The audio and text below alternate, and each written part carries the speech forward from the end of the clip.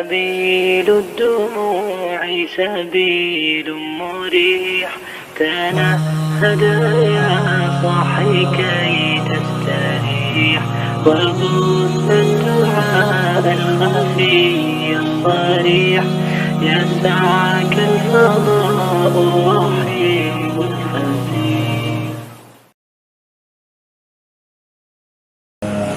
Waalaikumsalam warahmatullahi wabarakatuh. Alhamdulillahilladzi nahmaduhu wa nasta'inuhu wa nastaghfiruh wa na'udzu billahi min shururi anfusina wa min sayyiati a'malina. May yahdihillahu fala mudilla lahu wa may yudlilhu fala hadiya lahu. Asyhadu an la ilaha illallah wahdahu la syarika lahu wa asyhadu anna Muhammadan abduhu wa rasuluhu la nabiyya ba'dahu. Allahumma shalli wa sallim ala sayyidina Muhammadin wa ala alihi wa ashabihi ajma'in, amma ba'd. Qala Allah Ta'ala fi muhkam kitabih, a'udzu billahi minasy syaithanir rajim. Ya ayyuhalladzina amanu taqullaha haqqa tuqatih wa la tamutunna illa wa antum muslimun. Sadaqallahul azim wa sadaqa rasuluhul habibun nabiyul karim wa nahnu ala dzalika minasy syahidin wa syakirin walhamdulillahi rabbil alamin. Yang sama-sama kita hormati dan kita muliakan guru kita Muhtaram Bapak Haji Cahya Suganda. Alhamdulillah, beliau senantiasa hadir di tengah-tengah kita untuk memberikan bimbingan atau pencerahan di dalam kita mempelajari ilmu agama Islam. Yang sama-sama kita hormati, kita muliakan saudara kita yang pada malam ini menjadi tuan rumah atau sahibul bait pengajian keliling Majelis Taklim Babul Taqwa, Bapak Ahmad Ujang serta seluruh keluarga. Kita doakan semoga Allah Subhanahu wa taala jadikan keluarganya keluarga sakinah mawaddah warahmah. Amin. Sehatkan badannya, Allah panjangkan umurnya, dan Allah berikan rezeki yang melimpah dan barokah. Dan semua yang telah dikeluarkan baik waktu, tempat maupun jamuan dibalas oleh Allah Subhanahu wa taala dengan pahala yang berlimpah. Tak lupa Ketua Majelis Taklim Babul Taqwa Bapak Ahmad Daris, Bapak Ahmad Daris Legiman, beserta seluruh jemaah. Alhamdulillah, puji dan syukur marilah kita panjatkan kehadirat Allah Subhanahu wa taala. Pada malam ini kita masih Allah berikan kesempatan dan kekuatan untuk bisa bersama-sama melangkahkan kaki mengayunkan tangan menuju majelis taklim yang kita cintai ini. Salawat dan iring salam semoga selalu tercurah pada junjungan kita baginda besar Muhammad sallallahu alaihi wasallam beserta keluarga, sahabat dan para pengikutnya hingga kiamat. Pada malam ini di samping pengajian juga bertepatan dengan acara syukuran milad atau ulang tahun bahasa anak-anak sekarang ya. Kalau bahasa Indonesianya ulang tahun cucu dari Bapak Ujang yang bernama Ananda Muhammad Ibrahim Davin Ayes Mawardika. Ini panjang oke ngarannya. Anak sekarang keren-keren namanya ya. Benar kok. Akhirnya lagi belum tentu apa-apa itu. Akhirnya baca. Di dalam Islam intinya tidak ada ulang tahun seperti yang banyak berkembang di masyarakat. Misalkan ceplokin pakai telur, anak remaja. Anak saya kebetulan hari ini ulang tahun tanggal 17. Makanya daik tadi dipoto, tiupan balon. Kita jalan-jalan, makanya pengajian di Cilengsi jauh. Tadi nggak keburu habis maghrib kalau macet. Bilang jangan ada temannya yang nyeplokin telur atau nggak usah dibeliin atasnya ditaruh lilin. Ulang tahun yang 10 berarti lilinnya 10 biji ditiupin. Gak usah. Itu bukan budaya kita, bukan ajaran Rasulullah SAW. Kan umumnya kayak gitu. Pak Kopral ulang tahun yang ke-50, lilin 50 di orang ditiup biji. Amalaya aki-aki 70 tahun usianya lilin 70 ditiupan biji. Terus tiup lain namanya ngomor malah paeh kalau Angka Pak, 5 angka. Tapi bagi kita umat Islam, tatkala kita atau saudara atau anak atau cucu kita ya, sampai kepada tepat waktu hari kelahirannya, tanggal kelahirannya, ya, milad namanya, ulang tahun bahasa kitanya, kita tentunya merenung, bermuhasabah. Pertama mensyukuri nikmat-nikmat yang telah Allah anugerahkan kepada kita. Kemudian yang kedua, kalau itu anak kita atau pendiri kita, bagaimana berusaha menjadikan anak-anak kita, cucu kita, keturunan-keturunan kita, termasuk kita diri kita sendiri menjadi orang yang lebih baik. Ziyadatut ta'ah, yang terus bertambah ketaatan. Apalagi kalau kita mendengar hadis Rasulullah SAW, datang tafidul urwatal Islam urwatan urwatan. Islam itu laksana mata rantai, yang satu dengan yang lainnya saling berkaitan. Rantai tahu kan? Berkaitan satu dengan yang lainnya. Tapi suatu saat di akhir zaman rantai itu akan terputus urwatan satu demi satu. Fa'awaluha, yang akan pertama kali putus adalah al-hukmah, masalah hukum di dalam agama Islam. Tarkul hukmah, orang-orang meninggalkan hukum Islam. Makanya berbicara masalah syariat Islam, berbicara masalah hukum Islam, orang telah mulai alam. Bahkan di kitab fikih disebutkan ada bab tentang jihad, itu sudah mulai takut orang. Ngomong jihad sudah mulai takut, padahal itu ada dalam kitab. Dan anak-anak sekarang usia sudah sedikit udah mau belajar agama. Kalau zaman Pak Kopral kecil, ya belajar agama, belajar Al-Quran, terus baca Quran, mulai dari SD, SMP, SMA, kagak malu.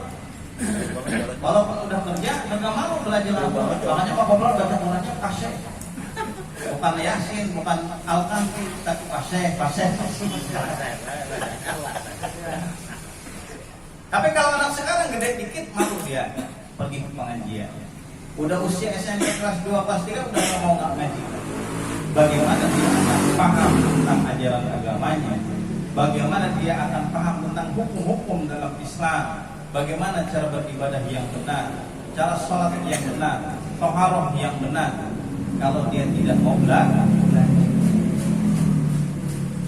Kemudian wa akhiruha tarkus sholat. Yang terakhir itu banyak orang yang meninggalkan sholat. Bisa dirasakan, bisa dihitung.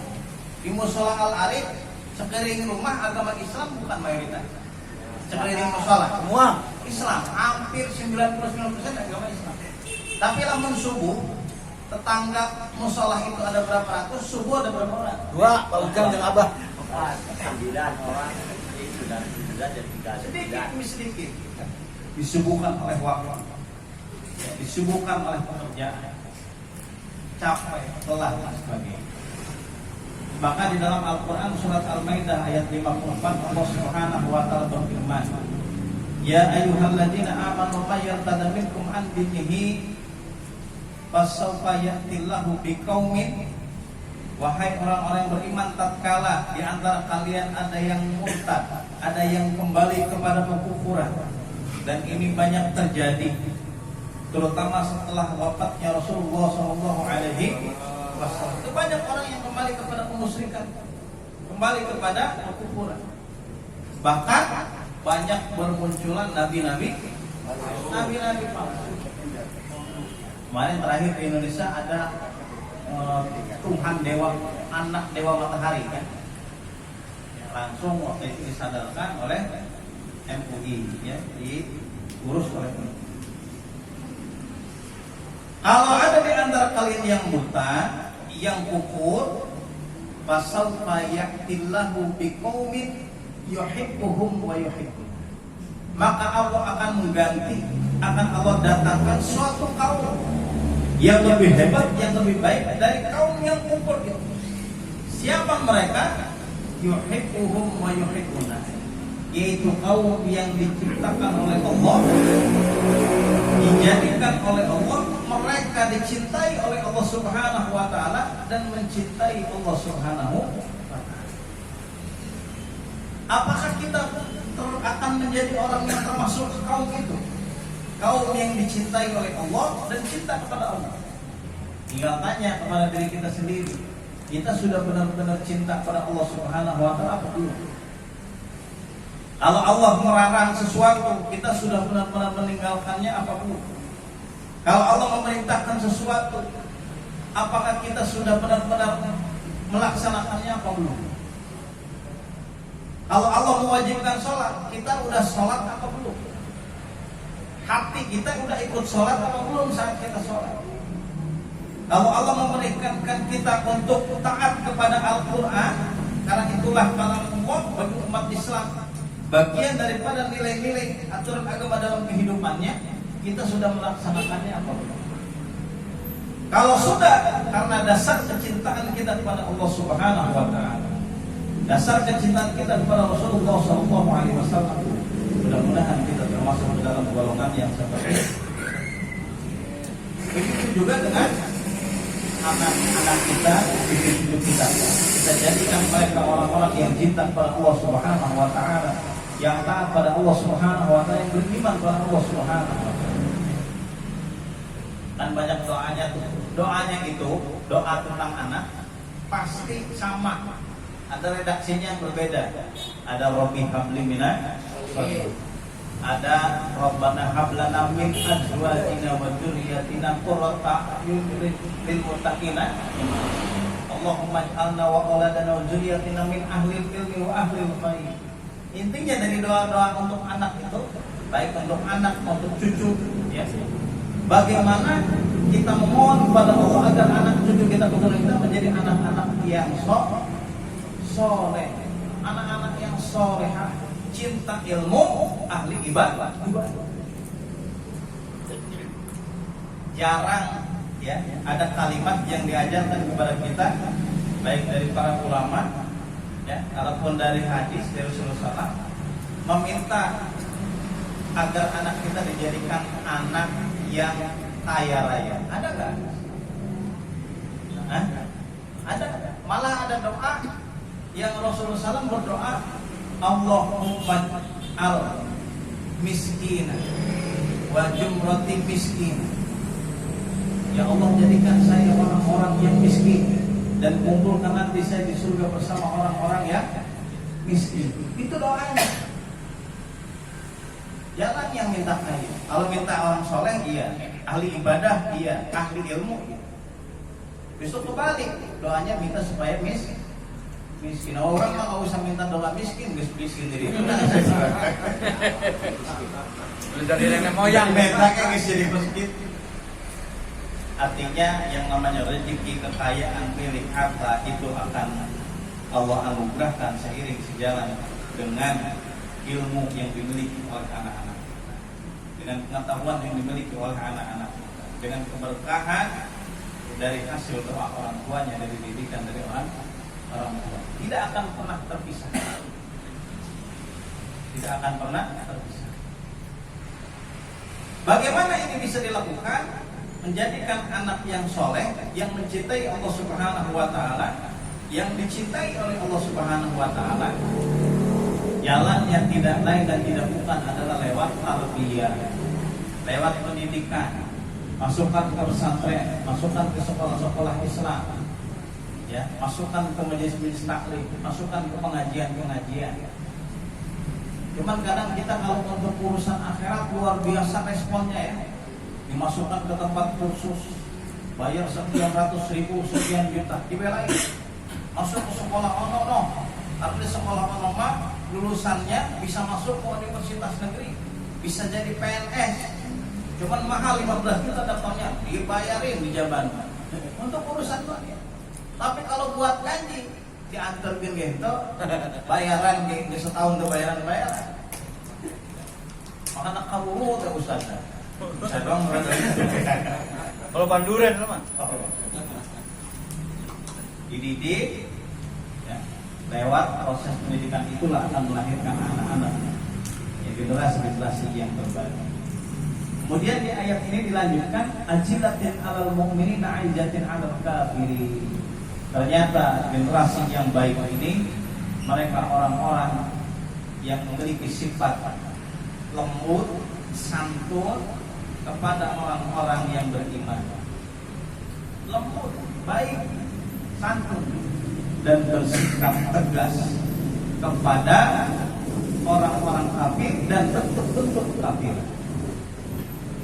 Ya kalau melihat orang yang ibadah, melihat orang pakai baju koko yang pergi ke masjid, pergi ke majelis taklim, ke pengajian, itu senang luar biasa. Ya, santunnya luar biasa, dimuliakan orang itu. Tapi dia benci kepada orang yang berbuat kekufuran. Benci kepada kekufuran bukan kepada orang.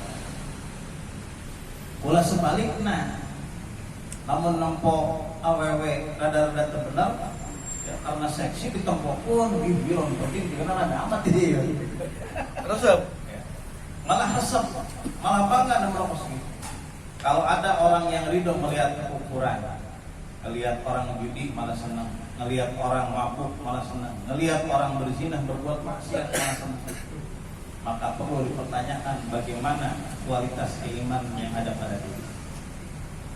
Maka dalam hadis kun aliman, kun muta'aliman, kun muhibban, atau jadilah engkau orang yang cinta kepada orang yang belajar atau sedang belajar. Kalau kita mampu punya ilmu, jadilah orang yang mengajarkan. Kalau nggak mampu, jadi orang yang belajar. Kalau nggak mampu juga belajar dan mengajarkan, minimal senang, suka sama orang yang belajar. Wala takut bisa jangan jadi orang yang patah lah. Dia nggak suka, nggak belajar, nggak mengajarkan, nggak suka kepada orang yang sedang belajar. Kalau ada orang main rekaman berisik banget sih, ada orang ngaji yang pakai speaker, pokoknya nanti speakernya diatur supaya nggak terlalu keras aja, jangan kencang-kencang. Sama orang yang ahli ibadah malah mereka senang kebalikan. Tapi orang-orang yang beriman, generasi yang terbaik, mereka adalah orang-orang yang tegas kepada kekufuran, ya, dan muliakan, lembut, santun kepada orang-orang yang beriman. Yujahiduna fi sabilillah, dan generasi ini siap berjuang di jalan Allah Subhanahu wa ta'ala untuk menegakkan nilai-nilai agama Allah. Siap. Wala yakhafuna lawmata laim, mereka tidak akan merasa takut kalau ada orang yang mencela, kalau ada orang yang menghadang, karena yang namanya dakwah itu pasti akan ada tantangan. Bahkan di zaman Rasulullah SAW, manusia yang paling benar, karena langsung dibimbing oleh Allah Subhanahu wa ta'ala, tetap ada orang yang mencegah, yang memusuhi. Apalagi cuma model kita, pasti. Bahkan kata Nabi, pada al-Islamu ghoriban, saya udu ghoriban kama pada. Orang-orang yang benar-benar menegakkan nilai-nilai agama Allah itu sama seperti orang yang asing. Kenapa? Karena Islam itu datang dalam keadaan asing, dan dia akan kembali asing seperti awal pertama kali datang. Nanti orang yang hadir di pengajian kayak gini dianggap aneh. Gak tahu kita senang ada yang enakan di rumah nonton bola. Buat apa ikut ngaji? Sekali, dua kali masih kelek ke bola pengajian. Nanti orang yang belajar Al-Quran dianggap aneh. Sama seperti Rasulullah SAW menyampaikan risalah kenabian, menyampaikan dakwahnya, dianggap asing, dianggap aneh. Ini agama baru. Itu dulu. Dan itu akan kembali sama seperti dulu. Pada Islam ghoriban, saya udu ghoriban kama pada. Orang-orang yang tadi, orang-orang yang dicintai oleh Allah, orang-orang yang mencintai Allah Subhanahu wa ta'ala dengan taat, beriman, bertakwa kepadanya, orang-orang yang santun, berhati lembut, kemuliaan, orang-orang beriman, tegas kepada berbagai macam bentuk kekufuran, dan mereka siap berjuang untuk menegakkan nilai-nilai agama Allah. Zalikal fadlullahi yu'tihi man yasha. Itulah keutamaan anugerah karunia yang Allah berikan kepada generasi-generasi terbaik.